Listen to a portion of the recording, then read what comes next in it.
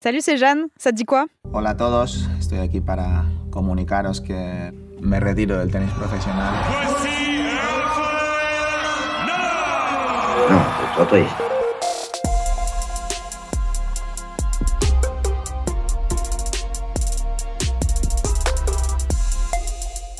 Et voilà, ça y est, ce qui devait arriver est arrivé, t'as dû le voir passer, je suis obligée de t'en parler ce matin.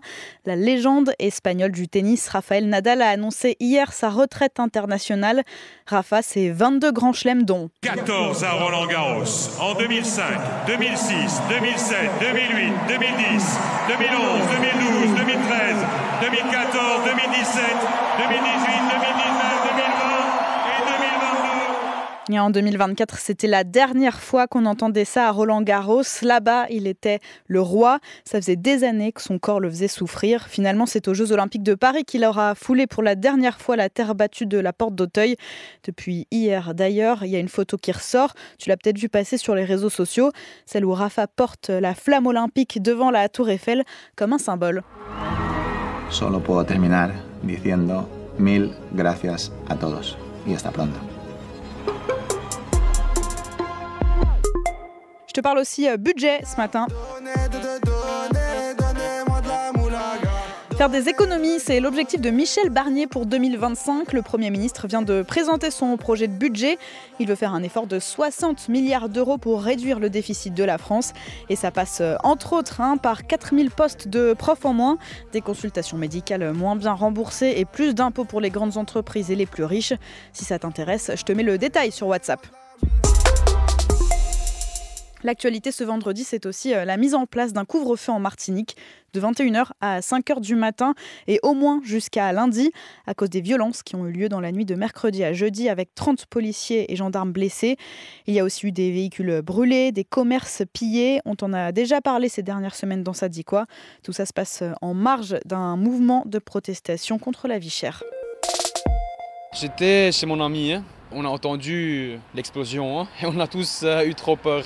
Ça s'arrête pas, c'est pas normal, je sais pas ce qu'on a fait au bon Dieu, ça se finit pas, ça s'arrête pas. Tu viens d'entendre Chris, 21 ans, il est libanais et est le témoin de nouvelles frappes israéliennes au cœur de Beyrouth, les plus meurtrières depuis qu'Israël et le Hezbollah sont en guerre ouverte. 22 personnes ont été tuées hier soir, 117 blessés. Tu l'auras compris, les civils ont peur et Chris aimerait beaucoup quitter le pays. Si je peux partir maintenant, je pars, je prends toute ma famille avec moi. Les gens qui ont des passeports, genre les Français, les Franco-Libanais, les Franco-Belges et tous ceux qui ont une deuxième nationalité sont en train de quitter. Et nous, les gens qui sont que Libanais, on est coincés ici, on peut rien faire. On doit juste attendre et prier pour nos vies.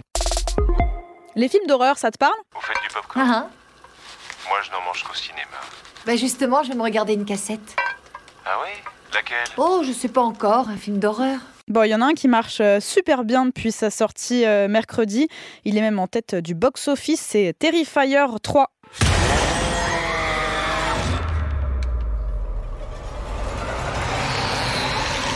Ouais, ça donne un peu des frissons. Le film raconte l'histoire d'un clown tueur. Si tu veux le voir, oublie pas ta carte d'identité parce que le film est interdit aux moins de 18 ans. Et c'est aussi pour ça que son succès surprend, comme te l'explique mon collègue Matteo Maestracci. 45 000 entrées en une seule journée d'exploitation.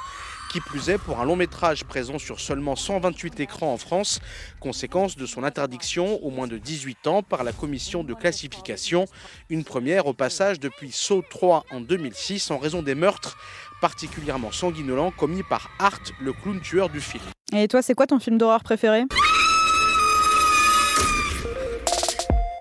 C'est un des événements du week-end sur Internet. C'est quand ton match retour? Ça, c'est Zizou qui parle à Amine, tu sais, le streamer et capitaine de l'équipe de France qui a battu l'Espagne il y a 2 ans lors du Eleven All Stars. L'événement avait battu un record à l'époque avec plus d'1 million de spectateurs sur la chaîne Twitch d'Amine.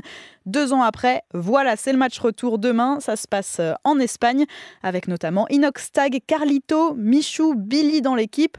Il y a même un maillot qui a été créé pour l'occasion avec Nike.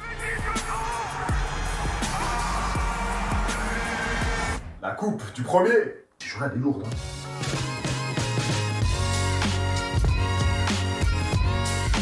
C'était Jeanne de France Info. Allez, ciao!